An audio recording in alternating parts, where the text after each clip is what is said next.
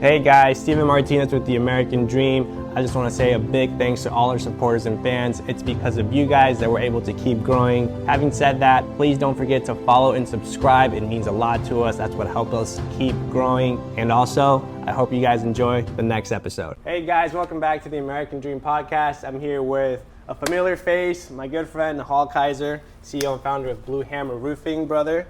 Back from popular demand, a lot of people wanted to know, I guess they were more interested to kind of dig your mind a little bit because they got to know you as a person, which was great from the first episode that we filmed. But a lot of people had like deeper questions like, man, we want to know about his success, the whole details and processes. So thanks for coming back again. Also, I know your birthday's tomorrow. Happy almost birthday. Thank you, my friend. Turning 21? 19, but I appreciate it, yeah. 34, 19, it's all the same, right? Beautiful, man. So I have actually some of the questions from some of the viewers, and let's dig into it.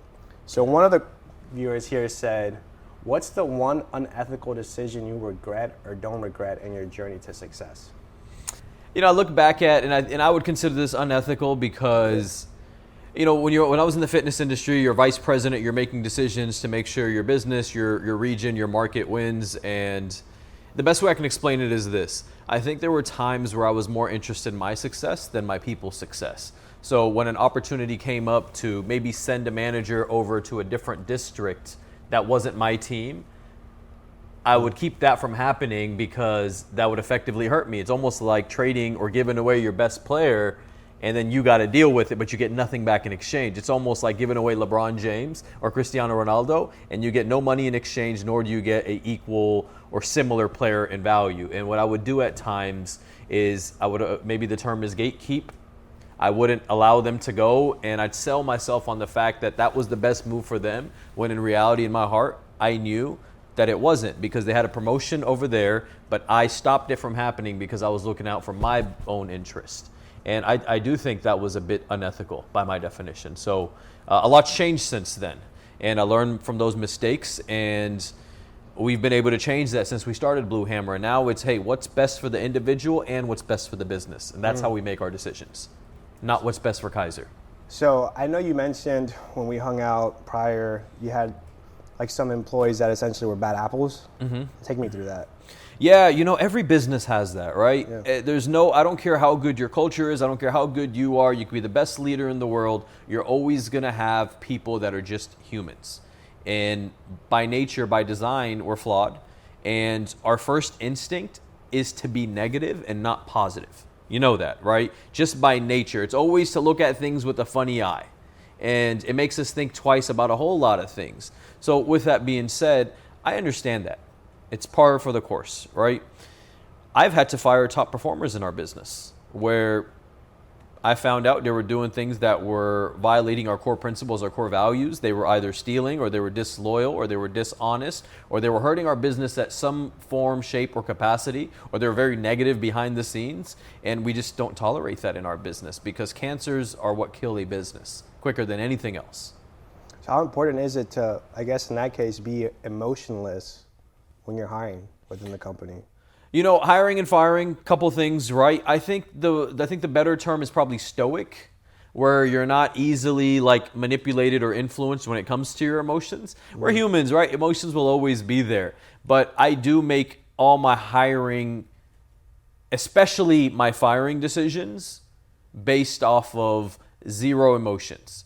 Because it's almost like, if you've got a set standard and expectation in any kind of relationship and someone violates that and all you can fall back on is how you feel about them, then you have no standards. Mm-hmm. And they'll continuously do that to you. So when it comes to firing, there's little to no emotions involved. When it comes to hiring, there actually is when it comes to hiring salespeople. Because you got to make me feel good for me to hire you, right? Mm. So again, when hiring, there are some emotions involved. When there's firing, little to none.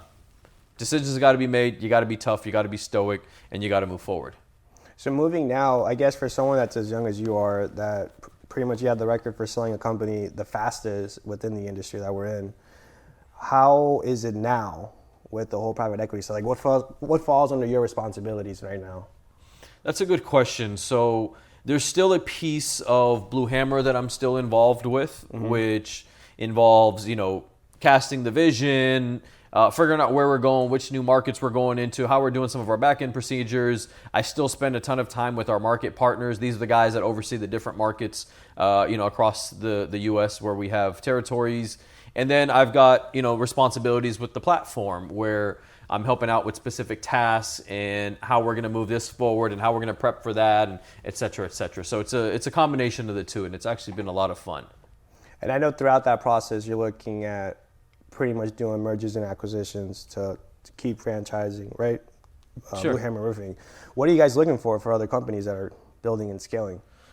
Yeah, good question. So scalable and sustainable is a big one, right? We got to know to a certain extent if we're able to pull out the owner, not that we're interested in that because we do want owners to stay back after the deal is done, but we got to know that it's still going to function and it's not just solely liable on one guy. Like, it can't be that way, because what you're saying is if he leaves, then everyone leaves or the whole thing burns down. We can't do that. We like to see companies that are north of $20 million in gross revenue, and that'll essentially translate to a better EBITDA. And for their benefit, the higher the EBITDA, the higher the potential for the multiplier. What's EBITDA for people that don't know? Yeah, sure. EBITDA is just a really good way for private equity to determine the quality of your business. So it's a really good way to measure profit.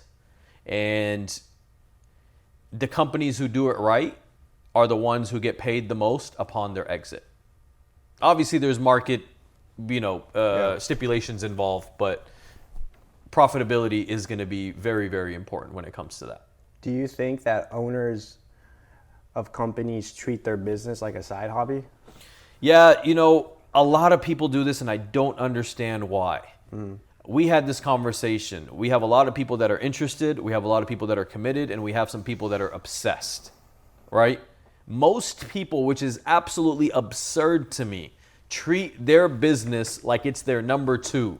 They treat it like it's their side chick. They treat it like it's their side hustle. They treat it like it's a hobby, like just something they do for fun. They're not even all in. And then here's the crazy piece. They expect their people to be all in when they're not all in. And we have to understand, and I don't mean this in a funny way, but our people that work for us, with us, they are looking up to us almost like a child looks up to a parent. Monkey see, monkey do. They are waiting to see how you move so they can follow accordingly. And what you'll see in a lot of businesses is this is so-and-so's business, and they're not even all in. The craziest thing in the world to me. So I guess this is a good question too, now that I'm really thinking on it, because I've known you for some time.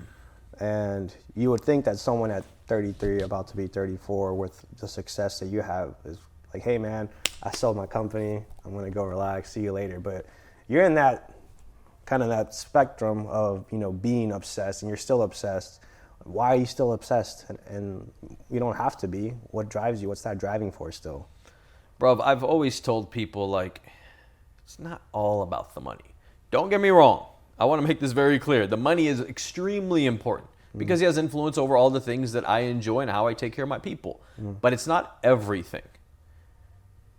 I want to change the world. I got to leave a legacy. I got to do some big things. I want to help my people move forward. I've made promises to people that I'm going to give them my all, and I'm not going to leave them behind. So my mission and my purpose is far greater than the money. The money is awesome. Don't get me wrong. It keeps you motivated. It keeps you going. But I think the scariest thing that could happen to any man is you give him a bunch of money and you leave him to his own devices. I think a lot of bad happens there. A lot of bad. Look at what happens to a lot of these celebrities and athletes, etc.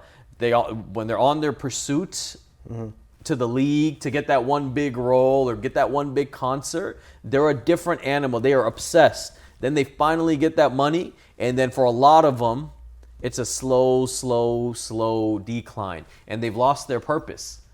Because what was once the passion for the music and the love and the growth and like the fans and putting on a show slowly transitioned to, I want to be the most famous, the most popular, and the richest. And they lost sight, and then it's a decline. That's the worst thing that could happen for me. It would be detrimental to me as a human being. It'd be detrimental to my family, my business, and everything. So that's not an option. Did you ever, I mean, I guess most people go through ups and downs, right? Like, I think there's one moment in someone's life where either you take left or you take right. What was that moment for you where you were, I guess, like you hit rock bottom or you were just complacent at that time? Yeah, that happened to me in the fitness industry. It was probably about 8 some odd years ago. And I made this mistake. So I worked my way up from an entry-level sales guy to finally becoming a district vice president. It's all I ever wanted. And I stayed in that role for 3-4 years. And to me, that's 2-3 years too long.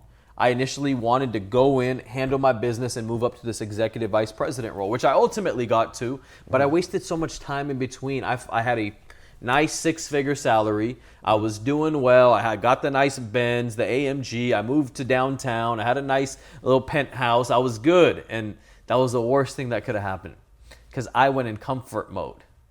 You know what I mean? Like I went in chill mode. I was like, all right, I'm here. I've made it. I've arrived. And slowly debt started creeping in because you start spending more than you're making. The decisions you make, you start going out more, you start partying more, you start chasing the wrong things. And over time, you never see it in the beginning, but it's like incrementally impacting you without you realizing it until you're at the bottom. Until you're angry, mad, sad, depressed, or whatever. You have no money, you're in debt, and then you finally wake up like, what did I do with all my money? What did I do with all my time? But that's how a lot of us learn. Here's something I've learned over the years. We all have different thresholds for learning, right? So I'll give you an easy example. Some of us need to be pulled over by a cop one time because we're speeding. The cop's like, hey, listen, do not speed again. You're going to get a ticket. Some of us need to get that ticket and need to go in front of a judge. And the judge is like, if I catch you speeding again, you're going to jail. Some of us need to go to jail and realize, okay, shit, this is serious. I'm going to stop speeding. And then there's people like me, at least who I once was, where I need to near-death, fatal accident scenario, laid out, car turned over, and then I'll be like, damn, I really got to stop speeding. So we all have different thresholds for learning, and mine, for most of my life, has been just the really difficult, hard-headed route, and that's 100% on me. Now, do you think us as men, because I feel like I'm the same way where I try my best to listen. I always think talk less, listen more. Why do you think we're like that though? Man, we're men. It's part of the reason why we have the ability to become so great though, right? I think everything that's bad comes with good. Equal and opposite force, Newton's law, right? Yeah. And everything that's great comes with something that's bad, right? Because no one's perfect. So I think that stubbornness that you have and that inability to listen sometimes, I think it's probably a phenomenal thing at times. Because how many people along the way told you not to do this and go get a regular job and go to school, et cetera, et cetera. But your inability to listen and your stubbornness and your belief in yourself, you shut all that off and look where we're at now. Podcast, you got an event coming up in 2 days, your second event of this year, like sold out. You're renting out a beautiful restaurant. This is incredible. Thank you. So I have another question, which I think is a really good question. And it was the prior story that we were talking about, pretty much you living in the condo, the penthouse, you're working LA Fitness, making all this money. Why is it so important? So it's 2 questions, I guess. Why is it so important to have money management? And would you say what's more important, to make the money or to keep the money? Yeah, that's a very, very good question. Listen, if you don't want to become good at money management, then you better start becoming very good at making money, and a whole lot of it. That's a good point. Straight up. Yeah. Or if you think in your mind that at a certain point you will cap out from a financial perspective, then you should get on the defense a little bit more. My mindset has always been offense, offense, offense. Don't get me wrong. I don't go F off all my money. I make some pretty smart decisions and some smart investments, but I also like to buy some nice stuff for me, my people, and the people I care for, my team, etc. The best solution to saving money is making more money. Period. Now, would you say in that case, it's easier to make money when you have money? Like, is it easier, I guess pretty much like when you have money, is it easy to use that to make more? Yeah, 100%, man. I think your first 100,000 is probably the hardest, And I'll tell you why. Your first 100,000 is the hardest because you don't have a skill or an attribute yet, right? Like you're still figuring out what your thing is. Like my first 100,000, never knew how I was going to make it because that's a lot of money. I learned I'm good at sales, and now I finally got a skill, and now I can hone in on the skill, and I can use this skill to help me become a millionaire, right? And now, once you've got X amount of thousands and millions of dollars, now money here, money there, money there. Now people are hitting you up. Now you're attracting everything, right? But in the beginning, you don't have no skills, you don't have no worth, you don't have any real attributes, so you're trying to go get and chase everything. So yeah, 100%. It becomes much easier to make money once you have money. And you're saying it's harder to make the first 6 figures compared to the 7 figures? Absolutely. Because, again, you don't have any skill set. If you go talk to like a 18-year-old, like, how are you going to go make your first 100 grand? No idea. Yeah. I don't know. They got no answer. But once you make your first 100 grand, now you can start thinking big. So for instance, okay, I made my first 100 grand and I was selling gym memberships, right? I was a general manager. So then my thought process was, how am I going to double this? Okay, the next level up for me is a vice president. As a vice president, I can make double, triple this money. Okay, now I'm at that. I've already got the skill piece down. Now I can learn leadership. Okay, now how can I take this on a bigger scale? And then that's what led us to starting Blue Hammer Roofing. So now it's not a new skill that I have to learn. I've already developed the skill. Now I go into multiply mode. But you got to have the skill first though, right? So in that case, I know you do one-on-ones with companies. Is that, would you say that's like the main missing component then to really build and scale your business? What part? Like, okay, so let's say whenever you're doing those calls, right? What are the main weaknesses that people tell you? You know what's interesting about that question is most people just don't want to put in the work. Plain and simple. It's kind of like what we were saying earlier. Most people treat their business like it's their side hustle. Most people are not willing to work past 6 p.m. on their own business. Most people are not willing to work Saturdays on their own business. Most people are unwilling to work on a Sunday for their own business. That is insane. You've given it all up to go in and invest in yourself and bet on yourself, and you have a 9-to-5 mindset. It makes no sense. That's why most businesses fail. We can go into the technical reasons and finances, etc., but at the end of the day, why companies don't ever even make it to that point where finances is an issue is because they're just not willing to put in the work. It's as simple as that. As crazy as that sounds. I want to finish that thought. They go start their business to become their own boss, so they don't have to show up at a certain time and be somewhere at a certain time and place, etc. And no one can expect or demand that out of them. It's the dumbest reason to go start a business. People do it for freedom. What they don't realize is they never create that freedom. They just wanted to be lazy and not be held accountable. And then they fail at running a business. You need to treat that business like it is a 9 to 9, 7 days a week for as long as you need to do that until you find and you backfill your responsibilities and your roles. Until then, it's an all day, everyday thing. It is not a part-time thing. It's an all the time thing. So you think people run or create a business more or least so for the pros, not rather the cons. So they're cool with the free time, this and that, but... Yeah, I think a lot of people like the idea of being able to call themselves a business owner, an entrepreneur, a CEO, or whatever bullshit title they want to give themselves.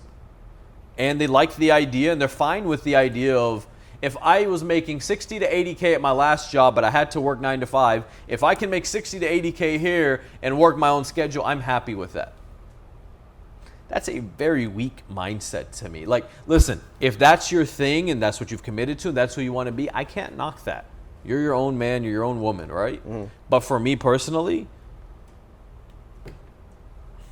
what's the point? Like, I get it. You get a little bit more freedom. You get some more time. Cool. But those aren't my people. My people are trying to go do some wild shit, crazy shit, revolutionize their industries, make money, help other people make money, go buy some cool shit, go take their families on experiences they've never experienced before. Like, go actually make an impact in this one life that we're given. Those are my people. It's funny, you kind of mentioned something, and it made me reminded me of Kurt. We had him on a couple episodes ago, and he was like, look, man, I can tell you like all the cliche stuff because it's true, right? But most people, like, you want to hear what you want to hear, and you know it's true, but then you have to hear from someone else. And we could speak about the technicalities of stuff, but it's all a blueprint. It's all systematized to the same fundamentals, right? Sales, production, quality control. And if you want to get nitty and gritty and treat it like a business, then here's your map. But the most important thing is work ethic, and everyone always says that. I want to touch base on 3 concepts, which I think is, when I think of you, I think of 3 things: discipline, being relentless, and then being adaptable. Let's talk about those 3 real quick. So relentless, let's start off with that one. Yeah. And Kurt's very similar when it comes to this. You cannot convince him, nor can you convince me that it's difficult or it cannot be done.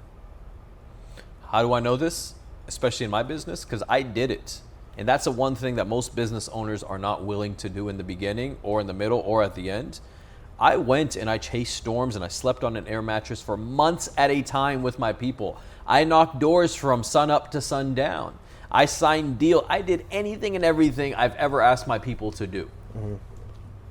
You can't tell me you can't get it done. And it's like, oh, well, that was different. That was a couple years ago. The game's changed. You're right, the game's changed. But why is Billy Bob or Mike Sue or whatever able to do it and you're not? You can't convince me that it can't be done. You have to be relentless. You can't accept excuses. You can't let people sell you on some bullshit because, Stephen, at the end of the day, it's a battle of wills, okay? Like, someone's will win. People will beat you down and try to sell you on how hard life is, how hard business is, how hard it is to knock doors, how hard it is to sell customers, etc. And your will has to be up here every single time. If not, it's a slow beat down. It's like a boxing match. It really is. It's a dance, but in leadership, it's a dance every single damn day. And they're jabbing at you, and you need to be moving, you need to be bobbing, you need to be weaving, and you need to be jabbing back. It's as simple as that. And at the end of the day, if they get you more than you get them, eventually they'll break your will. And I see that happen a lot in businesses where managers and leaders start accepting the excuses and the bullshit that their people feed them, and now that becomes their new mindset. And then the standard has now effectively been lowered, and here goes the business going lower and lower and lower. I remember you said something a while back, and when people say stuff, I always listen, but I'll write it down. And then you gave me the perfect concept of, if it's 2 men and one's being chased by the bear, as long as you outrun the other guy, you're good. Yeah. So I always carry that kind of in my mindset too. And then just being disciplined. You have a good point there though. So you're telling me, so as a leader, obviously monkey say, monkey do. I understand that completely. Now, would you say if you're a good leader, but you have, let's say, maybe a team of 3 or 4 people, but they're not necessarily A players, right? They're B, C players. Could that take the leader down? If you're talking about me, no. Well, for most people. Most people, I think it can, because that leader is not strong enough. Listen, you got to be the commander-in-chief. Mm-hmm. That's a powerful word. Those are 3 powerful words. Commander-in-chief. No one's breaking your will. No one. The weaker manager, the weaker leader, yeah, you can break their will, but they should have never been up there to begin with. You can't break my will, man. You cannot convince me that it's difficult and it cannot be done. You cannot convince me that you're tired because I'm not tired. You cannot convince me that it cannot be done because I'll show you it can be done. We have to think that way if we want to change the world and do some crazy things. Think about Martin Luther King. Imagine that movement. Imagine being MLK. Where do you think his will was? He had the highest amount of will. And he gathered an army of people and was like, no, we're marching, we're going. That's the highest level of willpower. And when people can be that strong, you cannot break them. And you have no other choice but to join them. Mm-hmm. Right? Like, that's ultimately what happens. You're like, they like inspire you. They make you believe again. And they're so good at casting the vision. They're like, Hell yeah, let's go. And boom, now a revolution is created. And yeah, there's no convincing me of anything short of that whatsoever. So let's talk about the second one now, discipline. Discipline's the foundation, Steve-O. We talk about this one a bunch, right? In many different conversations that we've had. Listen, without discipline, man, you got nothing. You really do. You have to be disciplined in your daily routine. You have to be disciplined in saying no. Because especially like as a young man in your 20s, right? This is the most important thing to me. I think if you can learn to say no more often, I think that's the key. That's it. That's all you really have to do. Say no more often, and then say yes more often to the tough stuff. But really, it's mostly just saying no more often. Hey, bro, you want to go out? No. Hey, man, these girls? No. Hey, this party over here? No, can't do it. Got to work. Got to handle business. Hey, man, we're just going to meet up for a quick drink. Nope, sorry, bro, tied up. It's just no, no, no. Because then you'll be forced to work. You'll be forced to get focused and handle your business. The problem is most guys in their 20s, they're saying, yeah.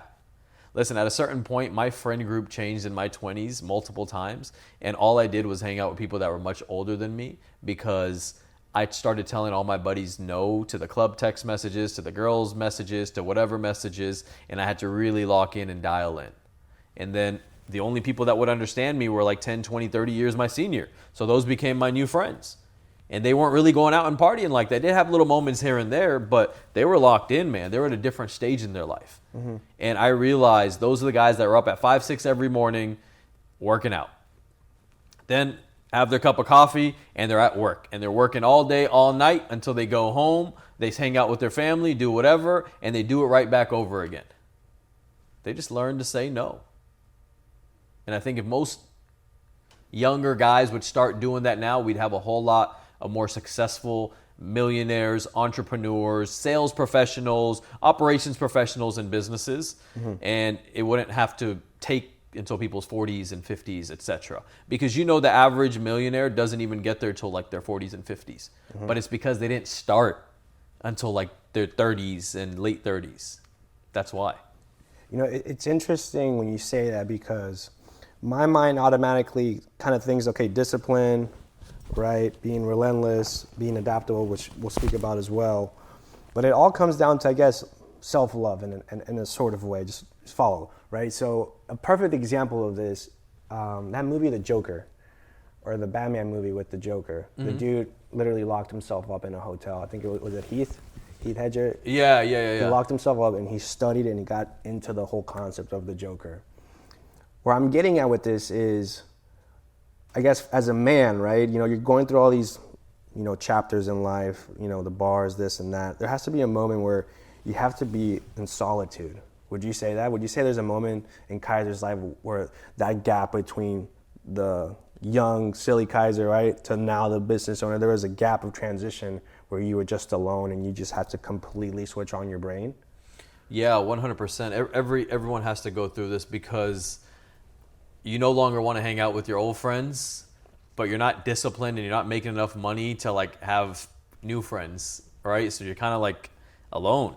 And there's not too many people on that journey there with you. And truth be told, you want to get a hold of them, but they're just as busy as you are. So you spend that time in solitude and you really learn yourself and you really like dig deep and figure out like where you falling short, why you falling short, why'd you make that decision, why'd you go hang out with her, why'd you even be friends with that guy. Like you think about all these things and then you realize like in some cases you're not looking after you, and you also realize that no one's coming to save you, and if you don't look after you, you're screwed. You're done. Damn. Yeah, you have to have that moment, man. And the crazy thing is this, even today, people cannot sit in silence with themselves. They're that like disturbed with themselves. They cannot sit in a room and just spend some time in their thoughts. It's so scary to them. Got to put on the TV. Got to get on my phone. Got to do something to distract me from this because this may go somewhere where I don't want it to go. But the best thing you could do is let it take you somewhere because it's just going to take you to the truth. But people don't want that truth because it's going to force them to change. And what people don't want to change. It could be in their best interest, and they won't change. So we're better off with the distractions. And the distractions are a lack of discipline and a lack of self-love. The distraction is not only the phone and the TV. The distraction is to go out with the homies. The distraction is to go out on that date. The distraction is the Tinder. The distraction is just a quick drink. Oh, the distraction is just the quick dinner. It's all this stuff. Discipline allows you just to say no. So now let's talk about the final one, adaptability. How important has being adaptable within, not only just as a business owner with problems that you get, but just in life with everything that you deal with? Listen, that's a huge one. Adaptability is so important. I'll tell you why. If you cannot adapt to what's going on, right? It's the survival of the fittest, right? And it's the creature that's the most adaptable that will survive and that will get ahead. For me personally, I was in the fitness industry for 10 years, and people think I'm joking when I say this, but there was periods of times where every month, every 2 months, our pay would change. Imagine that. Imagine having a job, and then every month, every 2 months, the bonus structure changes, the base pay changes, the commission structure changes, everything changes. And here's the thing. If you can just adapt to it and understand, okay, if it's changing now, it'll change again, fine. I still have to do my job, and things still have to get done, and bills have to get paid, and I still got to take care of my family. You have to be able to adapt to whatever that situation is. And truth be told, my rise in the fitness industry, I don't think it's because I was that good. Straight up. I think all those other guys before me, they were older than me, they were smarter than me, they were wiser than me, they were smarter than me. The one advantage that I had, I think I was a bit more stoic than them, and I wasn't as emotional. So when change would come, they'd get emotional and they couldn't adapt, and they'd get in their feelings, and they'd falsely disqualify themselves. Next man up. But that was the same analogy we talked about earlier. If it's you and someone else and there's a bear, you don't have to beat the bear. You just got to make sure you outrun that guy. And you get ahead. Same concept here. You're trying to move up in life. You're trying to go get that next goal, that next promotion, that next position, that next whatever. You just have to outrun the other guy. That's it. Very true. I remember you saying that reminded me of another story, another conversation that we had when we were speaking about, I guess, some of the key elements that someone needs to be successful. And you said there was 3. So one was appearance, the other one is speak well, articulate well, and then the third one is be able to back it up. How important are those 3? Yeah, those 3, and just to provide some context, I think if you want to influence the masses at the highest level, there's 3 things you got to become really good at. 1, you need to be easy on the eyes. You need to try to be as fit as possible, as handsome, as pretty as possible. You need to just be easy on the eyes, right? Secondly, you need to learn how to become a very good orator, a very good communicator, so people want to listen, right? So I'm going to give you an example here before I go into the third one. For instance, if like you're scrolling through TikTok or Instagram, you have 2 options to stop at. There's this one big, fat, ugly, hairy dude, and he's maybe saying some good things versus maybe a guy who's just maybe better looking, not necessarily a model, but he's handsome. He looks like he's in shape. Who are you going to stop on first? Who are you going to give the opportunity to? You're going to give the opportunity to the person that's a little bit easier on the eyes, right? Think about the most influential people in the world. Cristiano Ronaldo has the most followers on social media platforms, right? You don't think that has anything to do with his aesthetics? Of course it does. Taking care of yourself. Oh, absolutely. Absolutely. I could go on and on and on about this list. So yeah, second, you got to learn how to communicate well, because if you can communicate well, you can touch the hearts and the minds of a lot of different people. And then people want to listen. They get captivated. They get engaged. They're like, Masses. We're talking about influence in the masses. And then number 3 is you got to be able to back it up, right? You can't just be easy to look at and speak well and you got no game to back it up, because you'll get someone's attention and then they'll realize you're a fraud, and then they'll bounce, and then they'll leave, and they'll go in a completely different direction. But again, if you want to influence the masses, work on your physical attributes, get in the best shape that you can physically, dress sharp, stay groomed, look good. Number 2, learn how to communicate effectively at the highest level where you can reach the masses, right? And then number 3, you better be able to back that shit up. If you're going to go out there and talk shit, you got to be able to back it up, man. And you got to be able to back it up with performance, not just this. So for that person, I guess, that's watching this and, you know, they're hearing everything, they understand it, they're like, okay, I get it, doing. But they look at themselves in the mirror and they're like, man, like, what would you say is someone needs to give them that extra push to be like, all right, dude, like, you're hearing me, but you're not doing it, right? Like, how would you tell them, hey, like, get to it? You know, you can't change anyone, right? I think that's God's job. I think you can influence people by being a very good example and leading the way, and hopefully you inspire them along the way. You can provide accountability, but you cannot change people. And you have to be okay with that. I think the best thing everyone can do, male, female, child, doesn't matter. Go get fit. Go get fit. Everyone respects a fit body. Everyone. And the more fit you are, the more respect you instantaneously get. If you're knocking doors and someone sees someone fit, they'll take a second to admire. You're out in public, your clothes look better. You don't even have to buy expensive clothes. Your clothes just look better because you were physically fit. Now, what that does for your mental, the endorphins you release, you shy away, you not shy away, you push away sadness and depression because the endorphins you're releasing. Mentally, you're getting tough because physically you're getting strong and you're pushing yourself, whether it's doing this, you're running, you're playing a sport, you're doing martial arts, it doesn't matter. But every piece of you will get bigger, faster, and stronger, and that will translate into your work. Because that's like setting the frame, that's building the foundation. And I believe it's done through fitness. I don't believe it's done through reading books and getting mentally sharp. And I'll tell you why. How many people have you met in your life that have all the right answers and have all the best ideas? No action. They're not willing to do the work, but they know it. And that's the worst place to be in. It's like, to me, I've heard it before in a book. I can't remember the name of the book, but I think it's referred to as the tortured genius. The person that has all the right answers and knows the answer to every equation. They can recite any and every book, but they're too scared to take action. And those people get nowhere.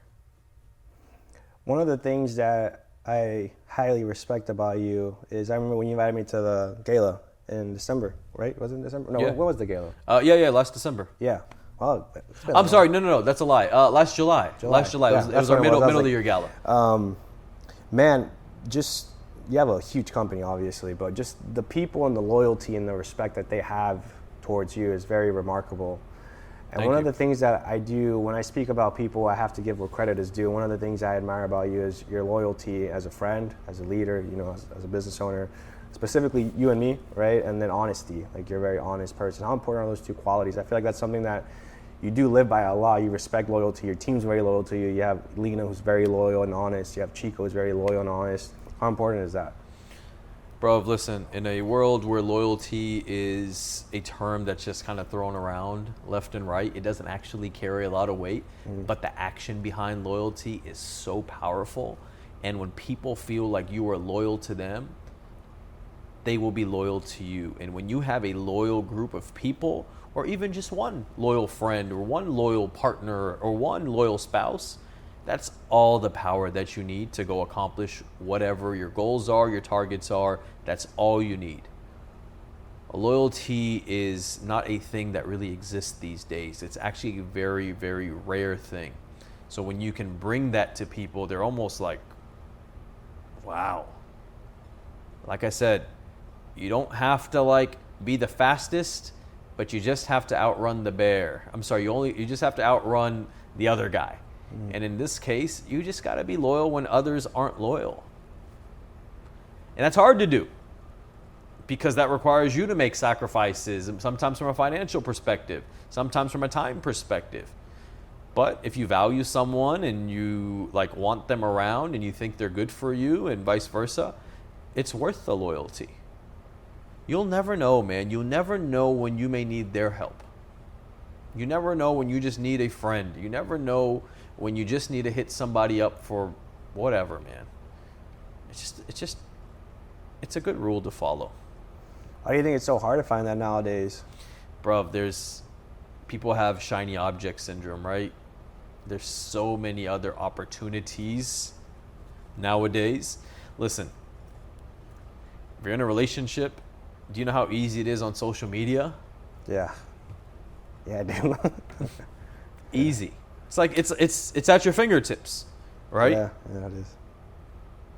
If you're in business, do you know how easy it is even through social media for people to know who you are? Because you're posting your work and what you do, and now another company comes in and offers you something. It's easy to be disloyal and not communicate that with your current employer and try to figure it out before, right? It's very, very easy. Like, disloyalty and dishonor is at like our fingertips at all times now. Everything is way too accessible. Especially when you have money and resources, you can get whatever you want. Do you say that's because also as humans we're selfish and we're always looking for our better interest? Yeah, 100%, man, 100%. And I've had people use that line against me or with me. I've sat them down and, I said, hey, man, like, you're talking to another company, why didn't you communicate with me? It's like, man, I gotta look out for me and my family. And I've sat there with these people and I looked at them dead in the eye, and loyalty is one of our core principles. And listen, I don't expect you to stay with me forever. I do expect you to look out for your family and make the best decision. But there's a way to go about it. There's honest communication, there's conversation, there's preparation, and there's ways to do it. But to go behind someone's back and go make a decision or carry out conversations and a plan and essentially do everything but execute the plan because you wanted the time to be right, that is a form of disloyalty. And I just don't stand for that. I don't stand for that in any relationships in my life. But here's the thing. You got to be someone of value and merit, right? You got to be someone solid yourself before you can expect that from anyone else. Mm-hmm. And I'm not afraid to lose anyone. I'm really not. I'm not afraid to lose anyone in the business. I'm not afraid to lose any friendships. I'm not afraid to lose any of them, because I'll tell you why. It's because I make certain I bring a lot of value to every relationship that I'm a part of, every friendship, every romantic relationship, family, my people at work, everyone around me, my friend, everyone around me knows that I go above and beyond to try to bring value to our relationship. So if you're willing to give that up, shame on you. It's going to suck for you. I'm going to be A-okay because I am consistently competing, and I may sound crazy to say this, I am consistently competing with my friends to be the one that brings the most value to the relationship, because I don't want to be the one to lose if this thing falls apart. I feel like if you don't bring value in anything in general, people don't go anywhere. Say that again. Like, I feel like you have to be of value in order to. You do. What I'm saying is that I'm saying taking it to the next level. Mm-hmm. And in our relationship, as we've developed a friendship, I want to go out of my way to make sure I'm always bringing more value than you are. And I know it sounds crazy, but in the event something happened in our friendship, mm-hmm. I'm going to make it for certain that you're going to be the one that's going to feel some type of way about it. Not by being petty, not by being silly but I want to bring that much value to your life where you don't want to risk losing our friendship. Of course. I want to do that with the woman that I'm with my siblings, my parents, the people that I work with, the Blue Hammer team, and anyone else, our Rafter team, which is our private equity group. I want to be the one that people are like, I don't want to lose that guy. That's the guy I want on my team. Yeah. And I think if more people operated with that mindset, we'd have more loyalty, we'd have better, deeper friendships and relationships, and we have had more success across the board. But as you said earlier, people are more interested in what's in it for me. And they're more interested in taking than giving. But in order to get, you got to give. And most people need to learn that concept. That's true. I said it the other day to someone. What did I say? You know, like money attracts speed. Money attracts, you know, it sounds cliche. Obviously, we're talking about money management, but like the more you spend, the more you make in essence, right? Because the more money you're spending, the more you have to make. Yeah. So in theory, I guess to kind of add on to what you're saying, you're 100% right with that. Having said that, we spoke about loyalty, and I know honesty and being a man of word is very big for you, right? You know, you say, Steven, man, you told me to be here at 8, you showed up at 8:05. Those 5 minutes matter. And you told me, like, you know, it's the smallest things that make such a big difference. Having said that, talk me through punctuality and honesty and carrying your word. Yeah. I've got a saying that I live by: tough, honest love. And I think if you genuinely care about somebody and you really want to see them do well and live a better life, you'll always keep it 100 with them. You always keep it honest with them because you know it's going to help them out. And when you're tough, when you're giving tough, honest love to somebody, what you're really saying is, hey, look, I'm willing to potentially even compromise our friendship, lose your friendship, by giving you some tough, honest love, because you're not going to like what I say. You may take offense to it, and you may get very defensive and attack me. I'm willing to risk that, because if at the end of it you end up getting ahead, my job as a friend, as someone who cared for you and cares for you, is done, complete. I did my part in that relationship. Mm-hmm. That's why I think that tough, honest love is so important, man. I think the people that aren't willing to give you that tough, honest love, I think they're weak, and I think in some cases they're like yes men. They're just trying to use you in some cases, and in some cases, you know, they're just a little too nice, maybe naive, maybe fearful. I don't want friends like that. Naive, fearful, too nice. I don't want friends like that. Those people don't help you grow. Those people don't help you do much. So we're talking about, I guess, you know, loyalty, honesty, respect, which I think is important. And I want viewers to really understand, I guess, the balance of it all. Mm-hmm. Because kindness, respect, could also be manipulated and taken, and where people start taking advantage of you. So having said that, I guess where have there been situations where people have tried to, you know, milk you for your success or try to take advantage of you? How did you catch on to that? You know, maybe I'm too much of a nice guy, right? Is there a balance to that? Do I also need to, you know, be aware of my surroundings to be successful? Yeah, 100%. Those people will always be around. I think it's more important to be a good man than a nice guy. Okay. Nice guys finish last. Good men go very far. And in order to be a good man, you must be an honorable man. You must be respectable and respectful.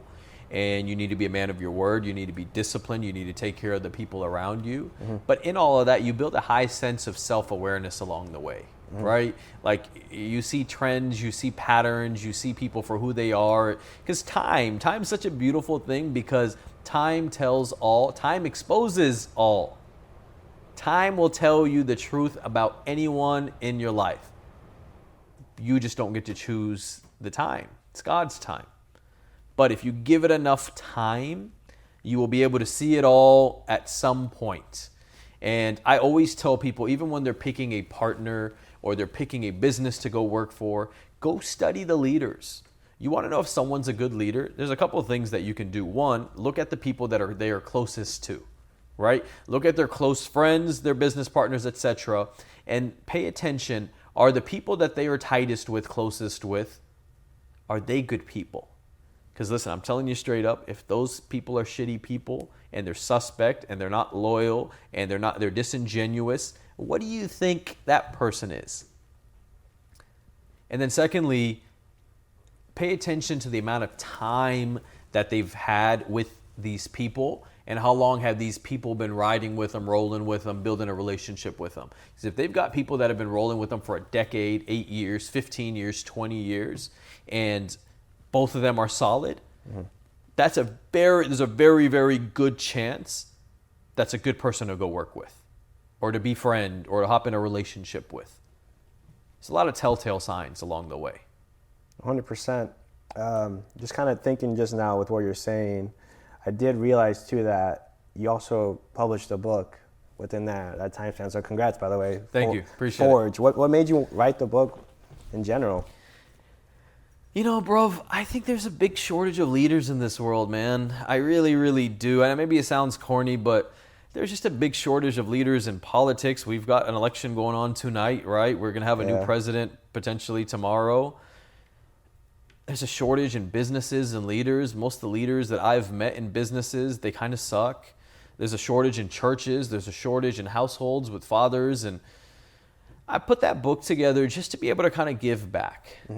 It really was like, and I think the selfish thing for me was it was a good brain dump. Like I was able to get everything off of my mind that I've been carrying for the last 15 years of essentially doing some of the same work. So now I got to go relearn new stuff. I got to go study more. I got to go read more. I got to go listen to more podcasts. I got to go connect more so I can refill with new data, and then I'll unleash that in a new book and I'll keep going, right? Because sometimes you need to do that. If not, you will never come up with new content, new concepts, new ways to articulate yourself, and you get played out. You gotta reinvent yourself, and so that was like the selfish piece for me. But really, just kind of to give back, man. I've had some good success. I've been blessed by God in so many different ways, and that was my way. Maybe there's a young guy, young gal out there that reads that book and it changes their life forever. If I changed one person's life, mission accomplished. Right? Like, done. Worth every moment I spent writing that book. Mission accomplished for me. And the cool thing I was able to do with it, I'm going to donate the profits of the book to a couple different children's organizations. Children's Medical Center being one of them, and then the Children of Gaza, Palestine. What made you pick those two specifically? Bro, kids, man. They're like, we were sharing pictures of nephews and nieces the other day. They're innocent, right? Like, no, they didn't do anything. They didn't smoke cigarettes all their life to get that cancer at 2 years old. Damn, true. They didn't wake up. They didn't go get in a fatal wreck because they made a poor decision by driving drunk on their motorcycle and they came out with no legs or arms. You know what I mean? Like, they're innocent, man. Like, if you look at, I love hanging out with my niece and my nephew, man, because I just look into their eyes and all you sense and see is purity. In a world where things are so bad, you just, like, how can you not feel something for kids, right? And some people feel that for dogs, right? They sense, like, just loyalty, purity, and just love and compassion. So that was a Children's Medical Center. And same thing with the kids of Palestine, Gaza, right? Those are my people from my part of the world. And this isn't to be political. This isn't to talk about a war, because this isn't the forum for that. These kids did nothing. There's kids with their limbs blown out. There was videos of like a little girl asking to just die because she was in so much pain. There's kids having to see their parents murdered. Like, bro, it's sad. And if I can do some good by helping, because God's blessed me in many ways, I can share that on with others. Why wouldn't I? It was a no-brainer. If someone wants to donate to the foundation, where do they go? Yeah, the foundation is called the Kaiser and Kids Foundation, and it's on my website, www.kaisernehal.com, kaisernehal.com. Beautiful. Getting to know you more as a person, which I think is really cool, because I mean, it's been like 8 months, something like that, 7, 6. It's not like I've known you for like 10 years, though, to be honest. I think it's awesome that we're like-minded. One of the things that I love that I do as well, for you, family is very important, and your mom is a big part of your life.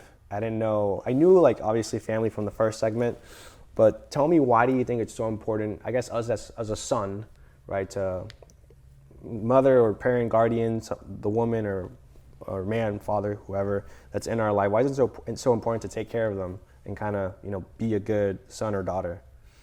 Yeah, that's a good question, man. I've got a few different thought processes. I got a few different angles I'd like to hit on this question. First things first, your mom's like your first love, right? Yeah. Like, our moms are our first love. They're special, man. They're just the love a mother gives you, I don't think anyone will ever be able to match. Period. Not a father, not any other woman. Your mom is your mom. And I think you should honor that.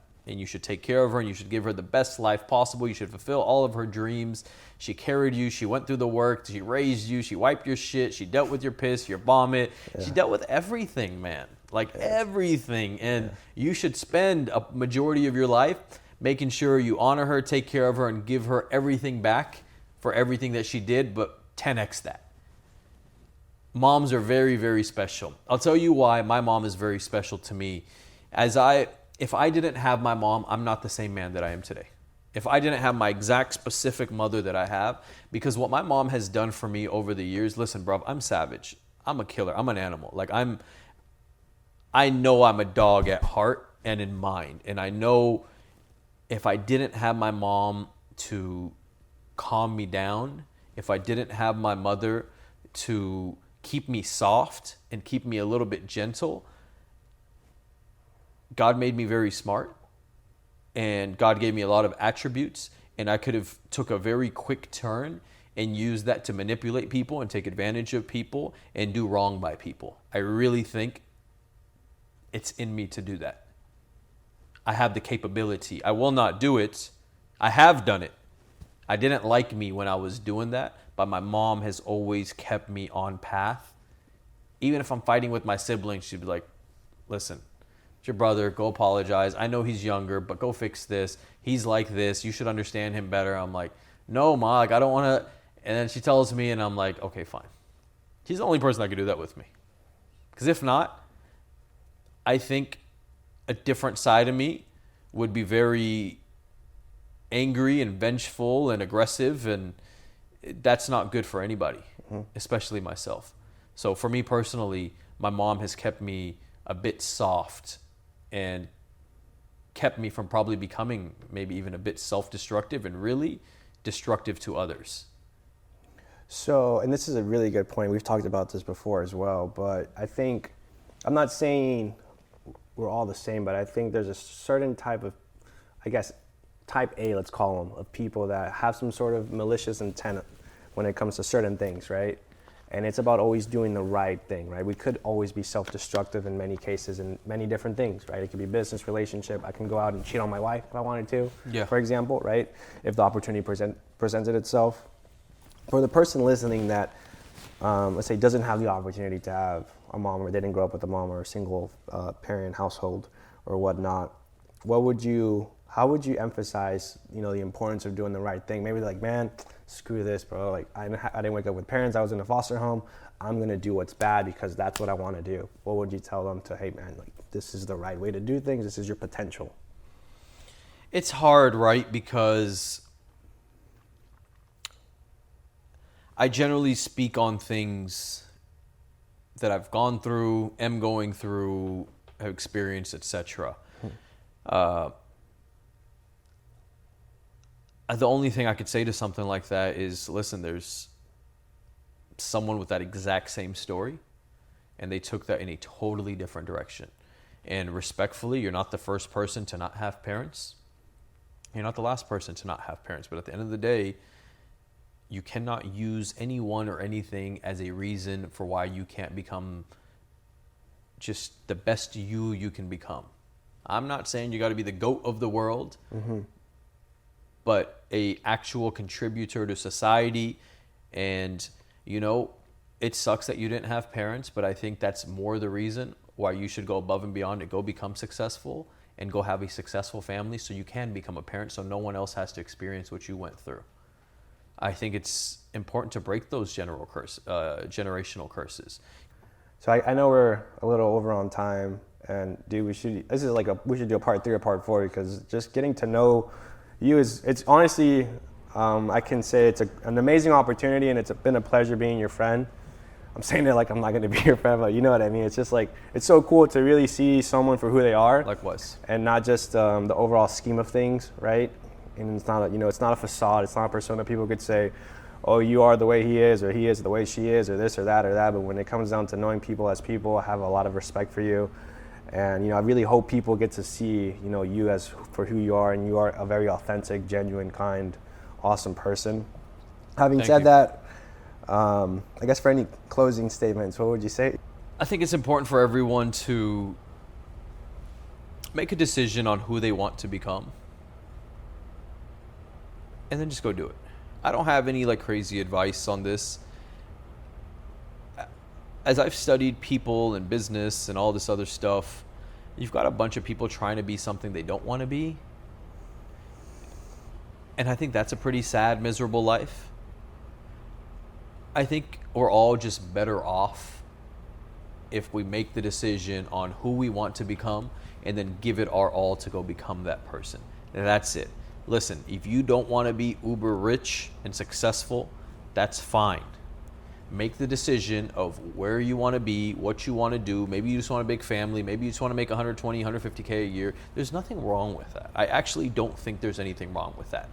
I don't personally agree with it, but that doesn't mean it's wrong. That's a fulfilling life for somebody, and I respect that. Make that decision and then just follow through on that decision. If you're someone that wants to be mega rich and take over the world and make an impact and have a legacy, don't half-ass and part-time that thing. Go all the time thing, full-time, non-stop, be relentless, be disciplined. And don't stop until you get it. But either way, make a decision, stick to it, and follow through regardless of your circumstances, your situations, or whatever bullshit excuse you want to feed yourself.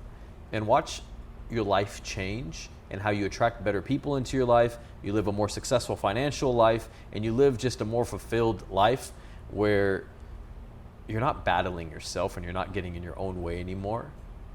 And you're just at peace with how you move. So that would just be my advice for people. And to don't outrun the bear, but outrun the opponent. That's it. Brother. My man. I appreciate it, you. man. Yes, sir. Thank you. Thank you guys for tuning in. I'll see you guys in the next one.